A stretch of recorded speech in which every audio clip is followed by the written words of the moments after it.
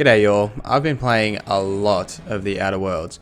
You know when a new game comes out and it just consumes your sleeping cycle? Well, that's basically how the Outer Worlds has been for me. What I want to do today is talk about a build I've used during my first playthrough that I think is really effective and kinda OP in combat, but also good enough to pass most of the speech, hack and lockpick checks throughout the game. So let's talk about the build itself and why it's effective, then I'll get into the stats and perks behind it. I've tested the build on both normal and hard difficulties. The build is significantly overpowered on normal. Most combat encounters last about 5 seconds. Using this build on max level, I killed the final boss in about 15 seconds without really any issue. On hard, it took me a couple of minutes. I had to worry about my health a bit more than on normal play, but the build is still very effective. I haven't tested the build on supernova mode. However, I'll probably be doing a separate guide on that mode because it adjusts more than just how strong the enemies are. The main focus of this build was to be a skilled range shooter using my perks to activate buffs every time I killed an enemy. The build reminds me of my Zane build in Borderlands 3. The build I use in Borderlands 3 focuses on killing an enemy to activate a bunch of passive buffs for a short amount of time. They're usually referred to as kill skills, which is pretty similar to how this build functions. The focus is on buffing your damage as high as you can. Start combat by using your tactical time dilation, headshot the enemy, which is pretty much a guaranteed kill on normal, and as you get to the higher levels of the build, quickly kill an enemy, activate the buffs, kill enemies even faster, reset the buffs, rinse, repeat. Now, I'll have a link to this build on nukesdragons.com in the comments below, which will have all of the attributes, skills, and perks filled out for you to just quickly have a look at. But I'll get into them now and explain my reasoning behind the choices. For attributes, I maxed out my perception for increased headshot damage and put a single point into dexterity for better reload speed, a point into intelligence for increased crit damage, and a point into charm for the speech side of things. For skills, I maxed out long guns, science, and engineering.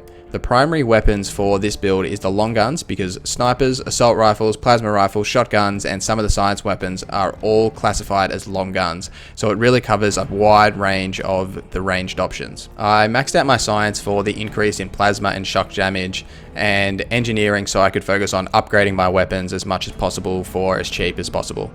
My remaining points were spent into leadership skills to get them to 20 for the companion abilities, getting my dialogue skills up to 50. I found though pretty much most of my playthrough that I didn't need to be higher than 50 for most of the skill checks as well as with your companions, especially with Parvati, who is the best companion but also gives you a buff to persuade. My remaining points were put into the stealth section for lockpick, which Parvati as well, bless her, gives you a buff too. So while leveling, I would focus on getting my range, stealth, and tech to 50 and your leadership to 20 before specializing in long guns, science, or engineering.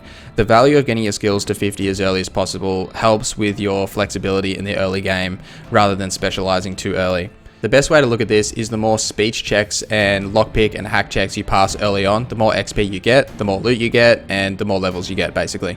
Now let's have a look at perks. Perks are a bit of an interesting one. There is a bit of flexibility in how you want to build out your character. So you can spec into some of the utility perks that suit your playstyle a bit more than I have, but I'll cover the main ones that you need for this build. For tier 1, you want to pick up Slow the World and Quick End the Dead for the increase to tactical time dilation, recharge rate, and its maximum size. You also want to pick up High Maintenance for the reduction in your weapon and armor durability loss. The other 2 perk slots can be used for utility. I personally picked up Pack Mule for the increased carry weight and Negotiator to lower vendor prices. The tier 2 perks are really where this build comes together. The options here are a bit more limited, but the main things you want to pick up are Run and Gun for the movement penalty to accuracy reduction, the Reaper for tactical time dilation meter increase, Scanner for headshot weak spot damage, Harvester, restore some health whenever you kill an enemy, and Rolling Thunder, killing an enemy reduces your companion ability cooldown. These last 2 are the first of these perks I'm talking about, that when you kill an enemy, you gain something of benefit, being the passive buffs that you get. If you heavily use your companion ability, you can also change into Tag Team and We Band of Brothers by dropping Run and Gun and Reaper if you choose, but this is the build that I went with. For tier 3, just to increase your effectiveness even more, you definitely want to pick up Boom Headshot. So headshot kills deal 25% of their damage to enemies near them. Steady Hand to reduce your weapon sway and movement penalty even more. You definitely need Confidence, which after a kill guarantees your next hit as a critical hit. The last 2 perks I picked up was Penetrating Shots to reduce your enemy's armor ratings for ranged attacks, and Tactical Master, which is an increase to your movement speed during tactical time dilation. There's a little bit of flexibility here, and if you do pick up any of the floors, which I don't recommend because you only get 1 perk point for the floor, and I don't think the value is really a good trade-off, but if you do pick them up, there is heaps more options that you could choose here, as well as some of the more utility. Especially if you struggle with taking too much damage as you get to the later stages of the game, you could pick up something like Armor Master or Last Stand for more durability, but especially on normal, I found it wasn't necessary. Maybe on hard, but it just depends how well you can hide from shots. I talked about it briefly earlier, but for weapons, I mostly used a shock weapon assault rifle, a plasma assault rifle, a shotgun, and I alternated between a sniper and a science weapon depending on where I was at in the game.